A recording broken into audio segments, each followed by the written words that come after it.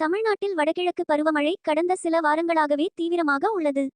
குறிப்பாக திட்வா புயலின் தாக்கம் காரணமாக சென்னை உள்ளிட்ட வடகடலோர மாவட்டங்களிலும் சில டெல்டா மற்றும் தென் மாவட்ட பகுதிகளிலும் கனமழை கொட்டித் தீர்த்தது.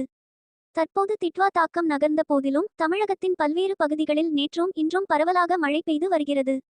இந்நிலையில் தென்மேற்கு வங்கக்கடல் மற்றும் அதனை ஒட்டிய பகுதிகளின் மேல் ஒரு வளிமண்டல கீழ்த்துக்கு சுழற்சி நிலவுவதாக வானிலை ஆய்வு மையம் தெரிவித்துள்ளது.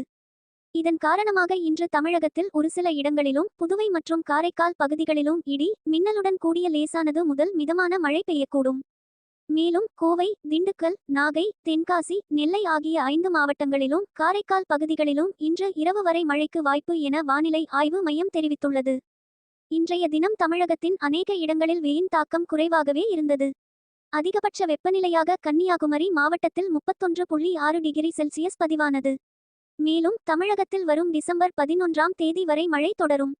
சென்னை மற்றும் புறநகர் பகுதிகளை பொறுத்தவரை இன்று வானம் பொதுவாக மேகமூட்டத்துடன் காணப்படும். நகரின் ஒரு சில பகுதிகளில் இடி மின்னலுடன் கூடிய மிதமானது முதல் கனமழை பெய்யக்கூடும்.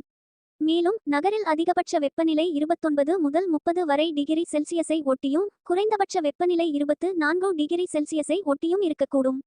மீனவர்களுக்கு எச்சரிக்கை. கேரளா, கர்நாடகா கடலோர பகுதிகள், லட்சத்தீவு பகுதிகள் மற்றும் தென்கிழக்கு அரபிக்கடல் பகுதிகளில் சூறாவளிக்காற்று மணிக்கு 35 முதல் 45 கிலோமீட்டர் வேகத்திலும் இடையிடையே 55 கிலோமீட்டர் வேகத்திலும் வீசக்கூடும். எனவே இன்றைய தினம் மீனவர்கள் மேற்கண்ட பகுதிகளுக்கு செல்ல வேண்டாம் என அறிவுறுத்தப்படுகிறார்கள்.